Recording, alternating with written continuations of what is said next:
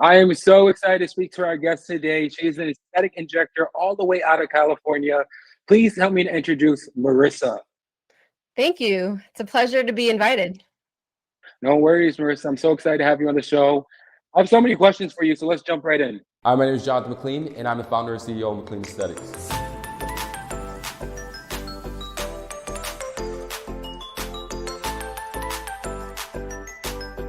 Welcome to the dark side. Let's go.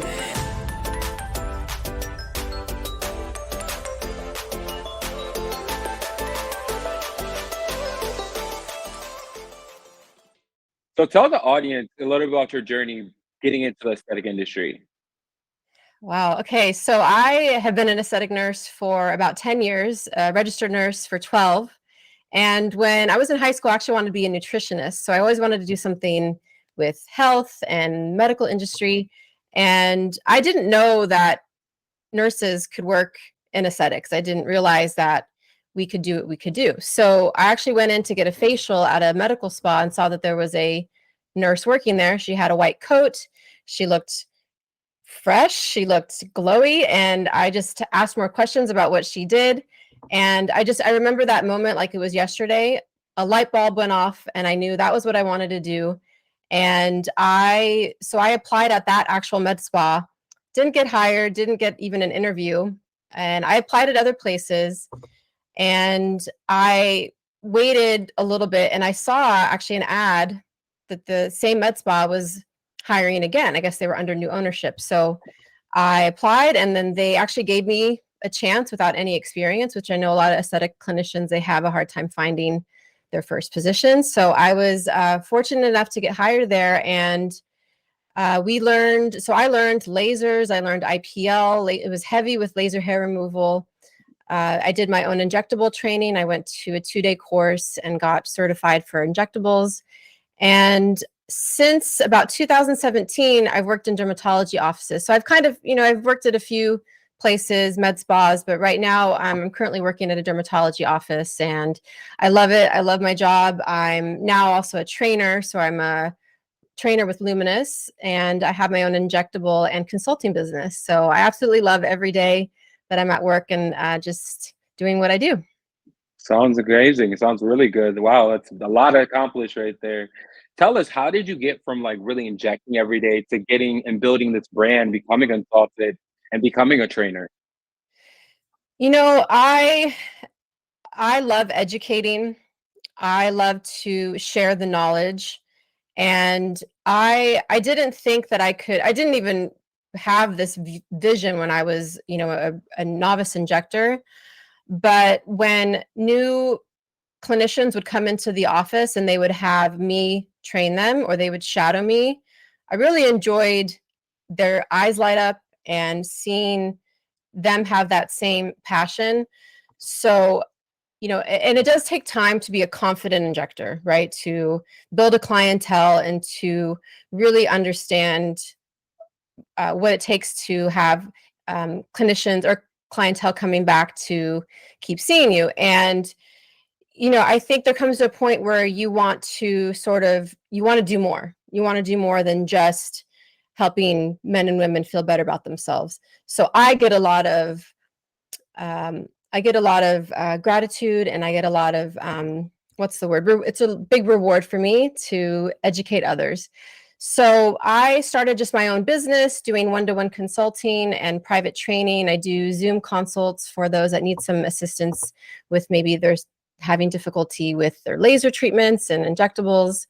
And I was fortunate enough to get hired with Luminous and I travel the United States training different offices. So yeah, that's sort of the journey. And I love it. Right now I kind of do, I'm in office a few days a week and then I do per diem trainings. And it's a great work-life balance, and I'm happy. Nice, nice. Then one of the number one questions I get asked all the time is, how do you become a trainer? Like, how can a provider that's been working in office become a trainer? Mm-hmm. Well, I think that it's definitely something that you need to do for a while. You definitely need to be an aesthetic nurse or doing treatments at least full time for a few years. But I think it just comes down to applying to different companies. what I've heard, and this is kind of why on Instagram and social media, why I post a lot of what I post, is companies that see you educating and see you posting educational videos and content are more likely to reach out to you to see if you'd be willing to be a trainer for them.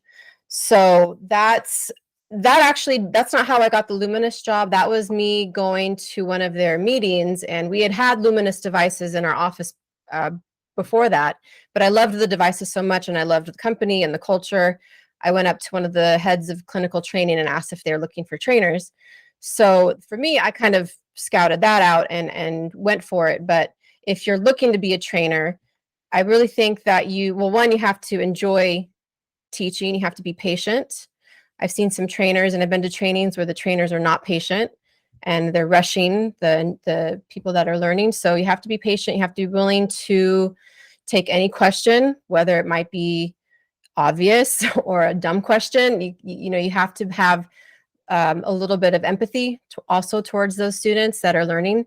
So yeah, that's kind of my advice and what I would recommend for someone that's looking to be a trainer. Awesome, awesome. What are some traits that you see in providers when you're training them that shows, hey, this person might be a good injector? Like you can see it in them. They ask a lot of questions. One thing that my mentor, her name is Patty Rappa, and she hired me at my first job. She remembers me asking a lot of questions, almost to the point where I was annoying.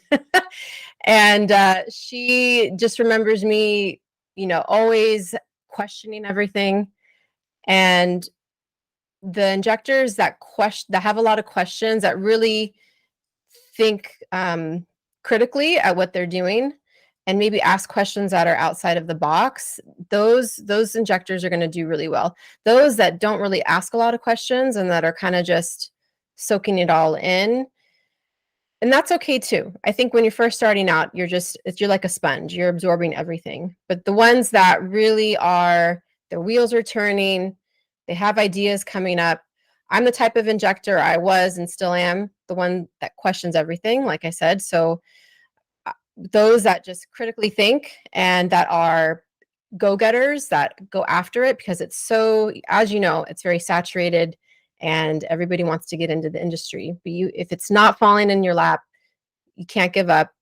If you aren't getting the clientele that you are hoping for, you have to keep going and don't give up. Don't stop asking questions. And it is rewarding at the end of the day if you stick with it and you keep going forward. Nice, nice. No, I totally agree. Tell us a little bit about some tips that providers can do prior to becoming an aesthetic injector to already prime themselves for what they're going to get into. Yeah, I think, well, it's difficult because there's really no standards in place, right? I mean, you can graduate nursing school, the next day start to inject, right? You just have to have, depending on what state you're in. In California, you have to be a registered nurse. But I think one, I would recommend seeking out a training course. So how do you figure out which ones to go to? Ask other colleagues. I think you can simply do a Google search for them, but you really don't know. It's so hard to pick one, right? But ask other colleagues. You can message me and I can give you advice of which courses I think are great. And with those courses, ask them how many models am I going to inject on, right? And how many people are in the groups, because smaller groups are better than larger groups. And one thing that I've always done, even before I got into aesthetic nursing, I used to be a home health nurse. I would do a lot of reading on my own. I would read textbooks. Now we have the internet where we can go on Google Scholar and read case studies, but I want to know what's the evidence and what is out there and what are the case studies, because what I practice is a lot of, and what we should be practicing is a lot of evidence-based practice, right? So that you can do on your free time. You can go on Google Scholar and research case studies, buy textbooks. That will put you ahead of other applicants that maybe, haven't done that and don't have those maybe courses or that knowledge. So education and doing that all on your free time. And then if you're lucky enough, maybe you can find a job where they're willing to train you, which is it's hard to come by. It's like finding a needle in a haystack. If you find an office that's willing to train you and you're not paying for any of it, I think you've won the lottery. Go buy a lotto ticket. But yeah, I think that's what I would recommend for those that are looking to get trained. Awesome, awesome, awesome. Now, I would love to know a little bit about what are patients asking for in the California area? What's hot right there right now? What are trends?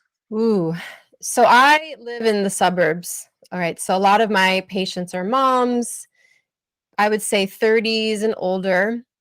Everybody wants a natural look. Everybody does not want to look done. They want very, small plumping. They want to look like themselves.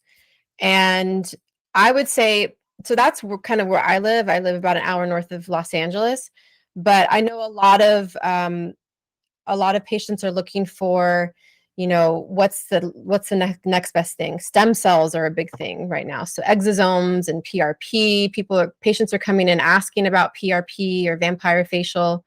So patients are coming in very educated with social media. They ask about it, they've heard about the procedures, and they want to know more, which we didn't see 10 years ago, right? So now sometimes we have to dispel myths and, oh, I heard about this, and we have to do our best to educate them. But I would say probably more regenerative medicine is what I'm seeing a lot more of. And that's actually a good point. More patients are looking at crazy procedures that some people are trying. And how do you kind of set the expectation with patients like when they come in and they show you those good things? Yeah, I mean, just the other week, I had a patient that said, "Oh, I don't want filler. All filler looks fake."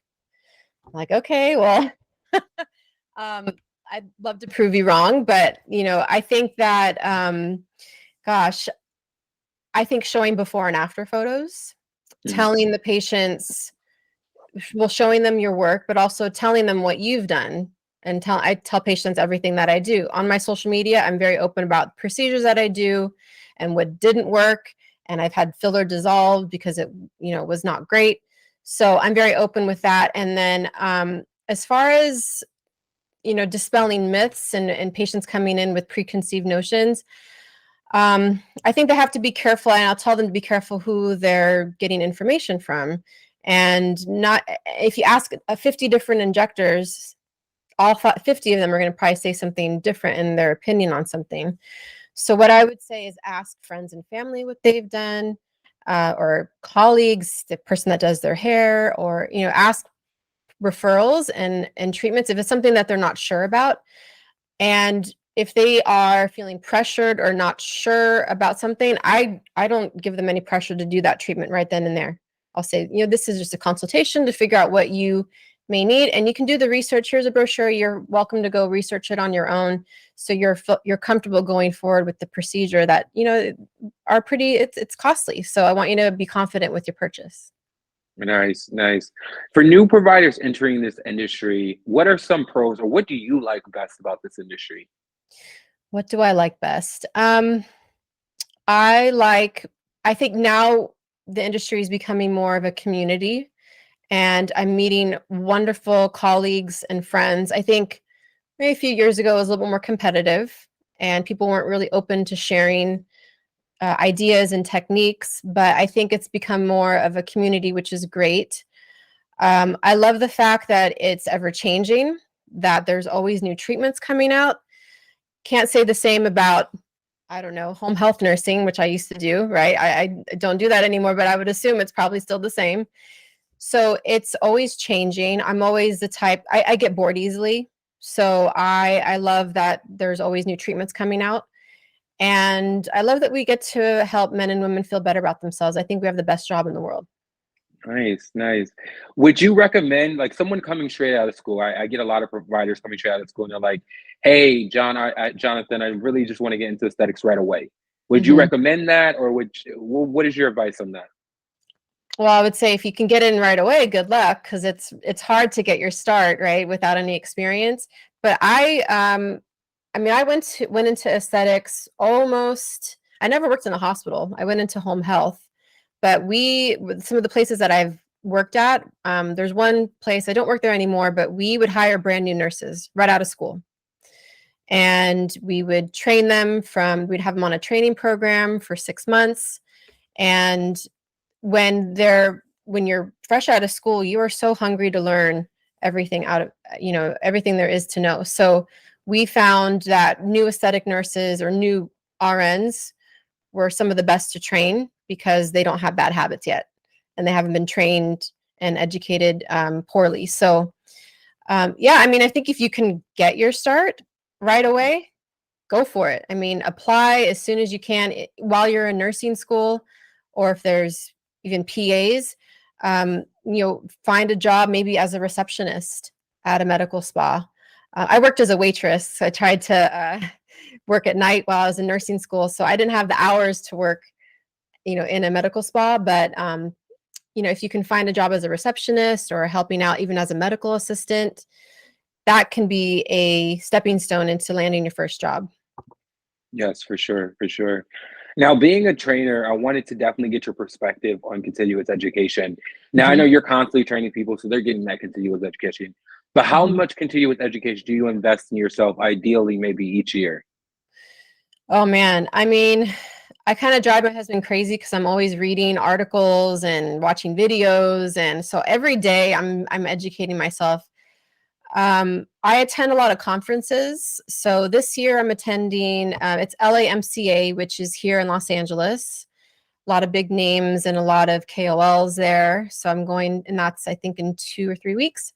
And then I am actually speaking at Aesthetic Next in Dallas. I think it's Dallas, maybe Austin.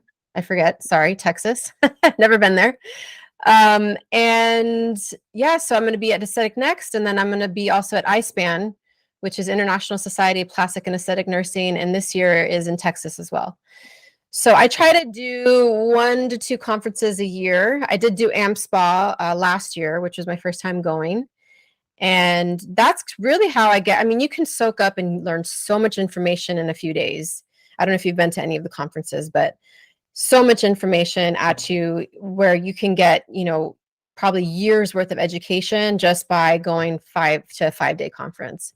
So that's how I do that. I do, sometimes I'll watch videos from, Galderma and Allergan, some of the companies, they'll send webinars, which we don't get continuing education units from, but it's always good to watch those videos. They come with your account if you have the fillers and the products. So yeah, and then textbooks. I'm always reading. I have my textbooks actually right here next to me.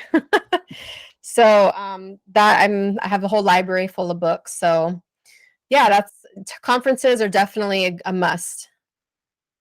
Yeah, for sure. And I've been to AMSPA myself, so I Yeah. definitely can agree with that. It was really amazing. Can't wait to try the ones. I have those on my list, the ones you mentioned also on my Hmm. list for this year. So I can't wait to try those also, Yeah. for sure. Cool. Maybe we can meet in Yeah. person. Yes, for sure, for sure. Now I seen your book. It had a lot to do with like different skin types. Yes. How big is having a global perspective of aesthetics and knowing different patients and I guess what their ideal standard of beauty is? Yeah. So actually this is the one I read the most. It's a little outdated. It's 2009, but it's Cosmetic Dermatology for Skin of Color. And on this topic, so I'm actually co-founder of Skin of Color Aesthetics. It's an online platform initiative to help train aesthetic clinicians on how to treat skin of color. Actually where it was originated was at AmSpa, not this year, but last year in 2022. I met Jacqueline Halpin. She's a doctor of nursing, and we were both looking at each other at the conference saying, they haven't really talked much about darker skin types. And I look very fair, but I'm Hispanic. Mm. My husband is Nigerian. My kids are mixed.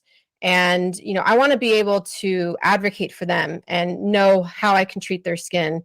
And I feel like we feel there's a huge lack of education when it comes to that. So it is extremely important to be knowledgeable on how to treat all skin types so you don't have to turn people away or you unfortunately botch them or burn them. So we talk a lot about lasers with our initiative and why certain lasers are unsafe for darker skin types.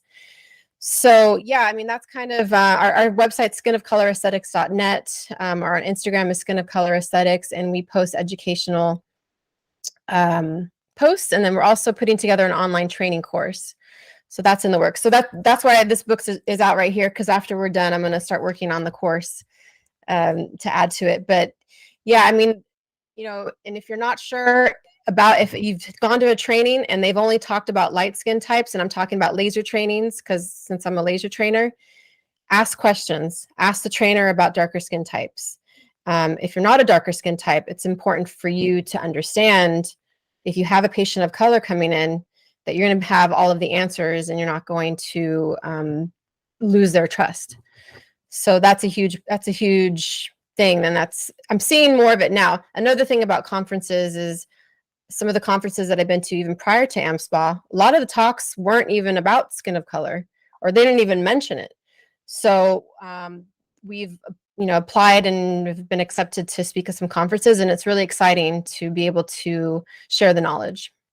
Yeah, I'm glad you actually brought that up, and I'm glad you are speaking at conferences, because every so often on Instagram you see maybe a person has skin of color and they have like the burn marks from the laser on their face or on their body. Right. How does that happen? How long does that take to go away, or how does? Yeah, so usually, most of the time, it's from intense pulse light, or IPL, or BBL, broadband light, or laser hair removal.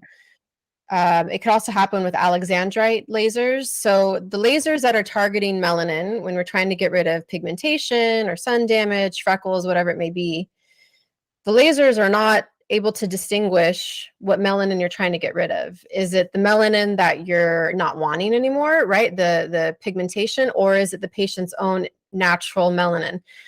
The lasers are not smart enough to distinguish that. So when it flashes, it's going to take melanin wherever it can find it. So that's why patients are getting burned. And unfortunately, on some of the devices, it'll say you can treat, for example, skin type Fitzpatrick 5, which is too dark for IPL and for some lasers. So I wish they would remove that from the interface, because one of the burns that we posted on our Skin of Color page, it was an anesthesiologist turned med spa owner.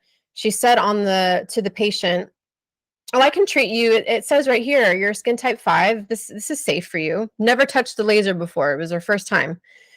And unfortunately, all of her melanin was removed. And it took about 6 months for her melanin to come back. She went to a well-known dermatologist here in Los Angeles, had some microneedling with stem cell therapy.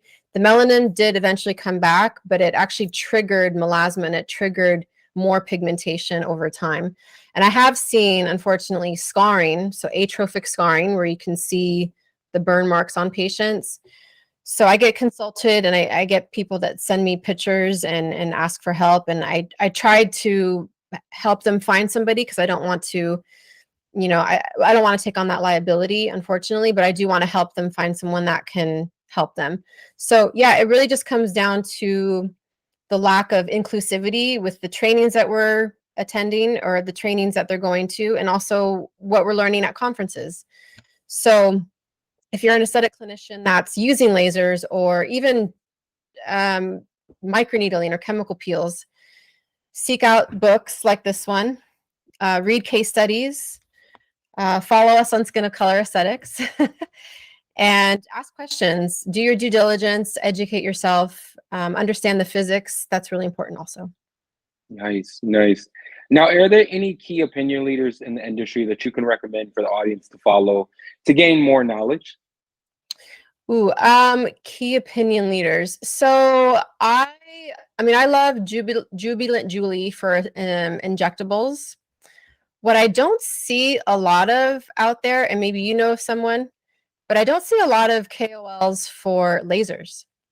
It's so heavy with injectables, right? But I don't see a lot of that. I'd have to get back to you on that one.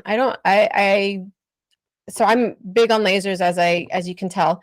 and that's my passion. But I don't see a lot of people out there talking about it.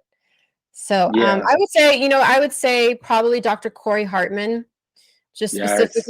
specifically, yes, for Skin of Color. He's great. He posts a lot of good educational material. Zoe Gazzola, Injector Zoe, she's at Indigo Clinic. She's also really good, and she has a lot of patients that are of color. And gosh, I think those are what come to mind. Hopefully I can be one day. Yes, for sure. Especially with the book you're writing and the research and time that you're putting into this, I'm sure people look Yeah. towards you or reach out to you. Yeah, I would love that. Awesome, awesome. And lastly, for people that are looking to use you for consulting services, who's your ideal customer and how can they reach out to you? Yeah, they can reach out to me via Instagram. It's Nurse Marissa with 1S and underscore after each name. So I pretty much use my Instagram for communication, but you can also email me, marissa@nursemarissa.com. And so ideal client would be someone that maybe has a few months experience, maybe even a few years, that already kind of has their foot in the door, that maybe they don't have the support from their staff or from their medical director or whoever their superior is. So some of the clients that I've helped have been new nurses that maybe the medical director isn't on site and they're doing telemedicine good faith exams, but they don't really have a lot of injecting experience or even laser experience. So they want to learn more. Maybe the training course that they went to wasn't thorough enough. They still have a lot of questions. It was maybe confusing for them. So I like to help them kind of navigate through all of that. But yeah, somebody that has a couple years experience that is looking to just sort of do that one-on-one coaching, because I think I see a lot of injectors asking for courses to go to. And what classes do you recommend? One-to-one is one of the best ways you can really get good training, either whether it's virtual or having a trainer come in one-to-one and answering all the questions that you might have. Because in a group, it gets a little bit rushed and you're not able to answer or ask all the questions that you may want.